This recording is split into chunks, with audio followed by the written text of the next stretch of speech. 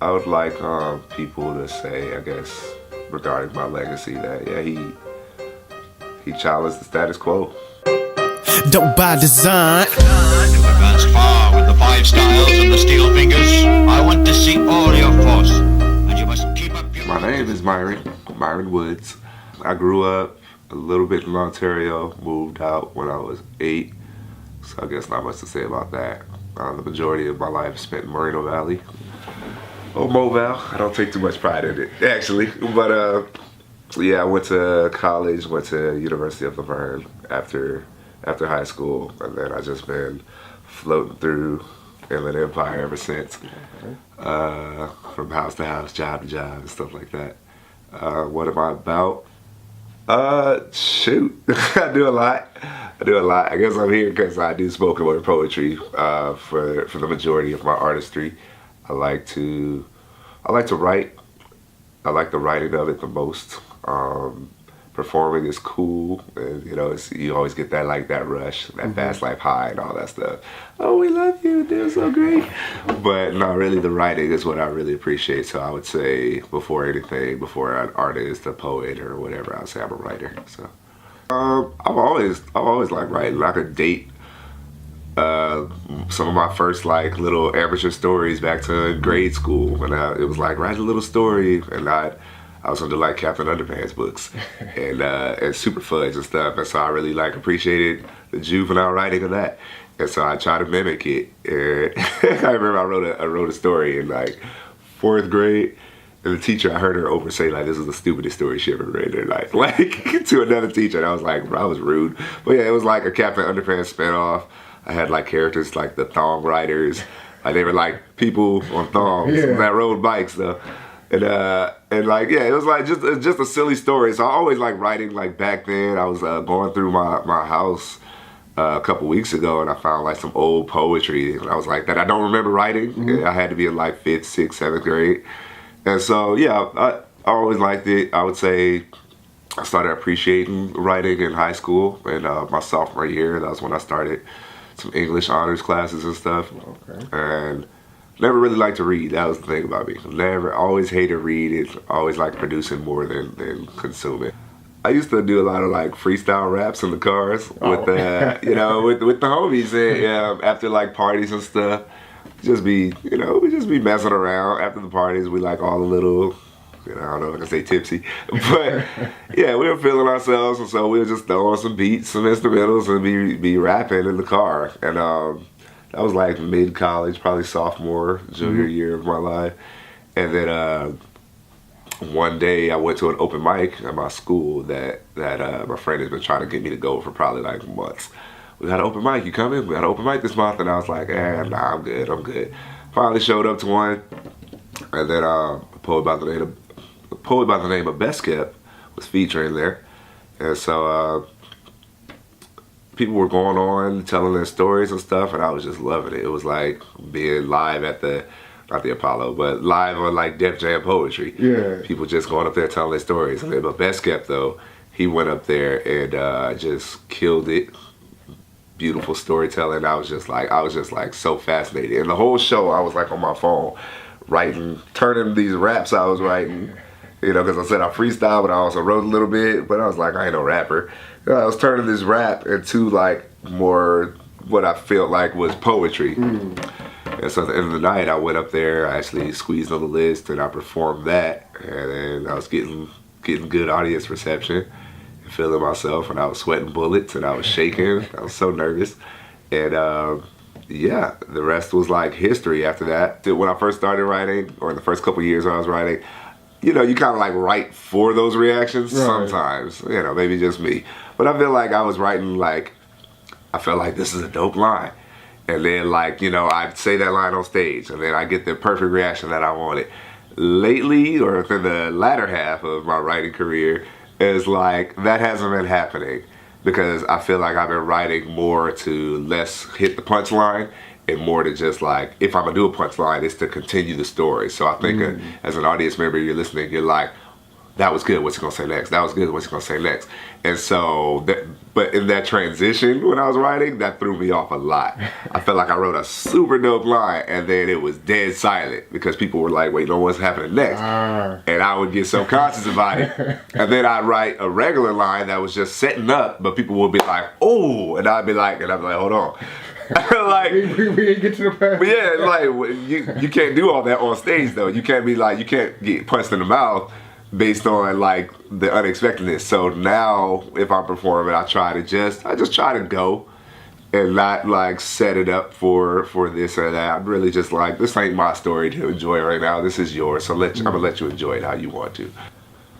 There's Javon Johnson once said in an interview that he'll write a poem and he can keep editing it for a while. He doesn't feel like the poem is actually done until he performs it. And I feel similar to that, I guess I could say.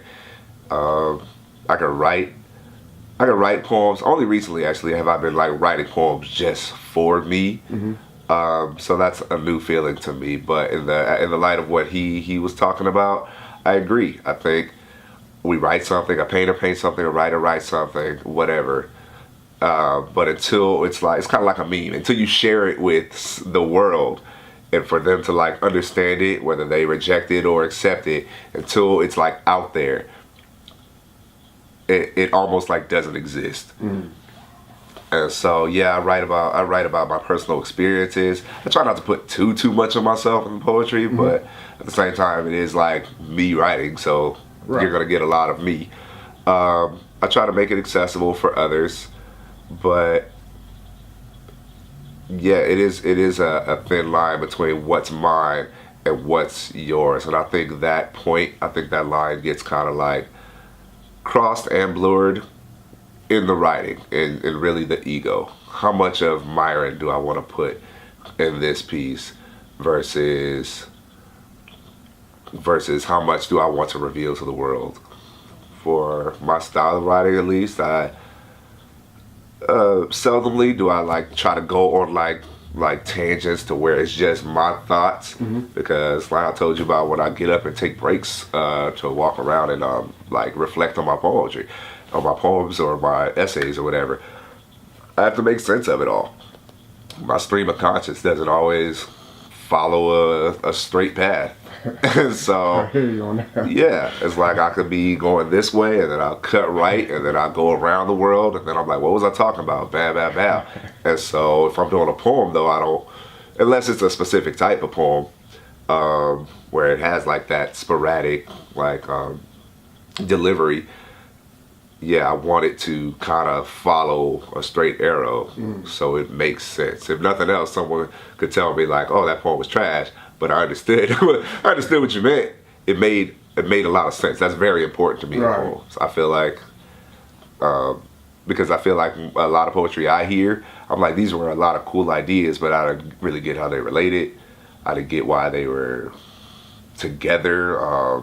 They didn't stay on topic, and so I'm really conscious of that, and I can't do that just writing from me. I try to approach my art with more nuance, subtlety.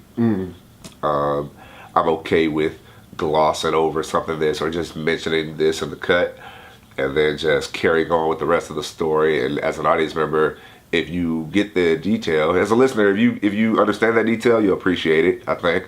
But it isn't so vital to the overall story where it's like if you miss it, you don't know what I'm talking about. So yeah, I just approach things more tactfully, I think. Just subtlety. I've really been appreciating that in everything, in the movies I watch, the books I read, whatever, and what I produce. Something else, I remember a couple years ago, I wanted to add more imagery to my poems. I wanted to do just less talking and more like, boom, I set up a picture and you felt it. And so I've been working to do a lot of that, and I think that's been implemented fairly well. I would like people to say, I guess, regarding my legacy, that yeah, he challenged the status quo, because that's what I try to do in my writing. That's what I try to get people to do in their writings. If I'm like coaching, mentoring, or just giving tips, you know, if I'm reading my poem or if I'm reading your poem or if I'm reading my essay or your essay or my book or your book, I'm thinking like, all I'm thinking is what makes this so necessary to the world right now. And, you know, if it's my work, of course, I'm not going to say it like that brutally to someone else, but that's what I'm thinking. And that's what I think that's fair, because I think about that with my own work. If I write a poem, I try to be very honest with myself and say like, okay, is this good? And what good to me isn't like, is it going to be well received? I'm saying, is it challenging something? Is it protesting something? Is it provoking a change, or is it just fitting in line with the rest of the sea? Is it just falling? Is it just another? Is it gonna make a real wave? Not to say that everything has to do that, right. but for me, it's like I don't care to write something that I don't care to create something that is already in the world. You know, just like the children we make, where everybody is supposed to be an individual. Everything is unique. Every snowflake is special. And so when I want people to look back and talk about me, it's like, whether I was your favorite or whether I was not, like that matters less to me than if I moved you to, if I sparked a change. Like I said, challenge the status quo. Listen to your old heads. listen to your elders. Like, that is something only recently like begin to see the value in. And I mean like your elders and everything. They have so much knowledge, all these little nuggets of wisdom. Whether it's your pops, whether it's your mom, whether it's your old teachers, they just have the advantage of having done it before. Whatever you are doing, look to the people that's done it before you. I frequent, there's a mic and dim lights every first Thursday in downtown Pomona at the Dow Center for Arts. I actually am part of a team that helps like run that. We're the wave of new people trying to take it on and lead it into a successful future. So that's a mic and dim lights at the Dow Center for Arts every first Thursday of the month in downtown Pomona. You can reach me on Instagram at Woods You Kindly. That's my last name, WOODS YOUKINDLY. Woods You Kindly. That's where I'm mostly on. I apologize to everybody that follows me. I don't really post much anymore. I said I'm trying to write for me, but and I'm busy with a lot of other things too. But yeah, that's where you can reach me if you follow me. I do my best to follow you back if I notice. You can DM me. I'll say hi. Like Facebook too. I'll post my stuff on it too if you're the older generation. And holler at me. I'm always down to talk with somebody. I try to always make time for people that are especially up and coming, trying to figure out some stuff, because this life, the poetry life, it's like any other entertainment life. It's not easy. And that doesn't mean just making it. It's not easy. Just making something for yourself. Discover. It's a lot of self-discovery and figuring out who you are, who you want to be, and how to get there. You can do that through poetry. And so, yeah, reach out. Closed mouths don't get fed, they always tell me. So, reach out.